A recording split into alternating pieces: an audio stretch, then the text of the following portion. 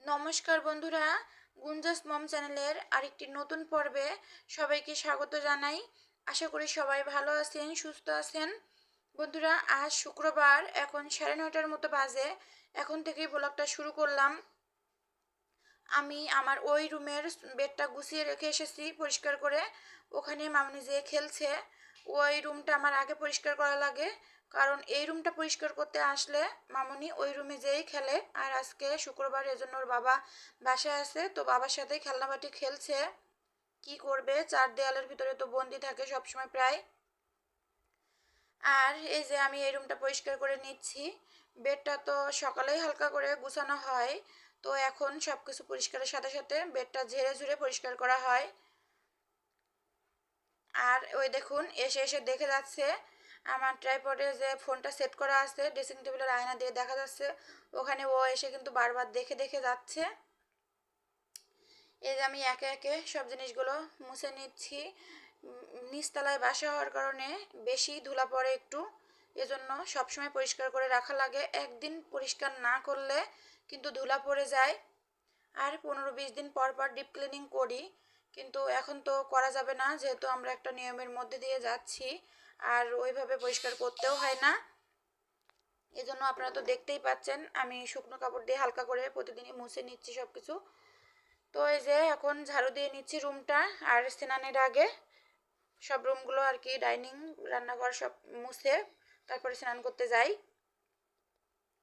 এই যে রান্নাঘরে চলে আসলাম। আজকে দুপুরে 3 প্রকারের ভাজাই হবে, শুধু দুপুরের জন্য। আর খাওয়া দাওয়া তো একদম নর্মালি হচ্ছে, আপনারা দেখতেই পাচ্ছেন। আর একটানা নিরামিষ, এজন্য কিন্তু আমাদের খাওয়া দাওয়াটা সেরকম ভালোভাবে হচ্ছে না। তরকারি খেতে স্বাদ লাগলেও একই জিনিস কিন্তু বারবার খেতে ভালো লাগে না, এজন্য ঠিকঠাক মতো খাওয়া হচ্ছে না। তার কারণে শরীরটা একটু দুর্বল হয়ে গেছে সবারই। দুধ ফল ফলারি খাওয়া হচ্ছে, তো তাতে কি আর সব কিছু ঠিকঠাক হয়? এই যে আমার বেগুন ভাজা প্রায় হয়ে এসেছে, নামিয়ে নিচ্ছি একটা একটা করে। এই যে এবারে আরো 4 পিস আছে, সেগুলো কড়াইতে দিয়ে দিব। যারা আমার ভিডিওটি দেখছেন, স্কিপ না করে পুরোটাই দেখবেন। ভালো লাগলে লাইক করবেন, কমেন্ট করবেন। তো এবারে উচ্ছে ভাজা করার জন্য কড়াইতে তেল দিয়ে দিলাম, একটু কালো জিরা দিয়ে দিব। আর আমাদের কিন্তু প্রায় আমাদের বাড়িতে শ্রাদ্ধ অনুষ্ঠানের কাজটা হয়ে এসেছে। আজকে 7 দিন আর 6 দিন আছে। পরিমাণ মতো লবণ আর হলুদের গুঁড়া দিয়ে দিচ্ছি, একটু নেড়ে চেড়ে তারপর ঢাকনা দিয়ে দিব। এই যে ঢাকনা দিয়ে দিলাম। আমার উচ্ছে ভাজা প্রায় হয়ে এসেছে, এবার নামিয়ে নিব। এই যে কড়াই বসিয়ে দিয়েছি। এবার কলমি শাক ভাজা করার জন্য জিরা, তেজপাতা আর শুকনো লঙ্কা ফোড়ন দিয়ে দিলাম। শাকগুলো উঠিয়ে দিলাম। এই যে ঢাকনা দিয়ে দিয়েছি। এরপরে হলুদের গুঁড়া, লবণ, কাঁচামরিচ সবই কিন্তু দিয়ে দিয়েছি। তো এই যে সকালে বাজারে গিয়েছিল, সে বাজারের থেকে আসার সময় জাম্বুরাও নিয়ে এসেছিল একটা, তো সেটা কেটে আমরা 3 জনে মিলে খেয়ে নিলাম।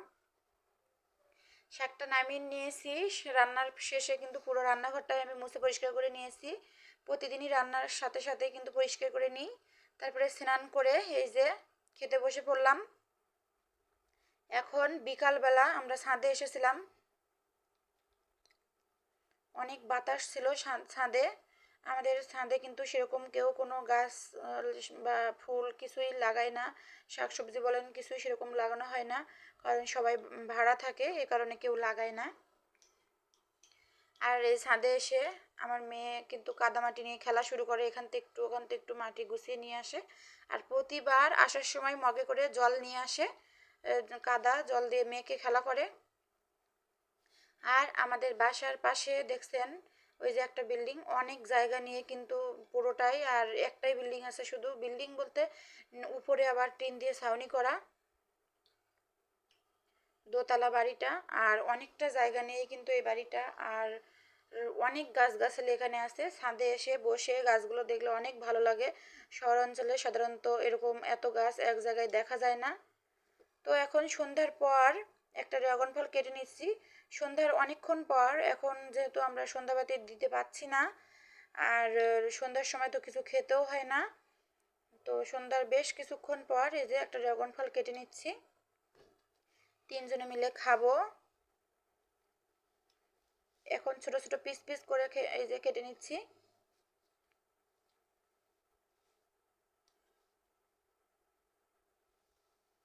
এই যে আমার ফল কাটা হয়ে গেছে, এবার খেয়ে নিব। তো ফল খাওয়ার প্রায় আধা ঘন্টা 40 মিনিট পর চা বানিয়ে এই যে চা খাচ্ছি। মাথাটা অনেক ধরেছিল, লাল চা। আর চা খেতে খেতেই আজকের ভিডিওটি শেষ করব। এতক্ষণ যারা আমার ভিডিওটি দেখছেন ধৈর্য সহকারে, সবাইকে অসংখ্য ধন্যবাদ। আর যারা আমার চ্যানেলটি সাবস্ক্রাইব করেছেন তাদেরও অসংখ্য ধন্যবাদ। আর যারা এখনও সাবস্ক্রাইব করেননি, প্লিজ প্লিজ আমার চ্যানেলটি সাবস্ক্রাইব করে আমার পাশে থেকে যাবেন। সবাই ভালো থাকবেন, সুস্থ থাকবেন। ধন্যবাদ।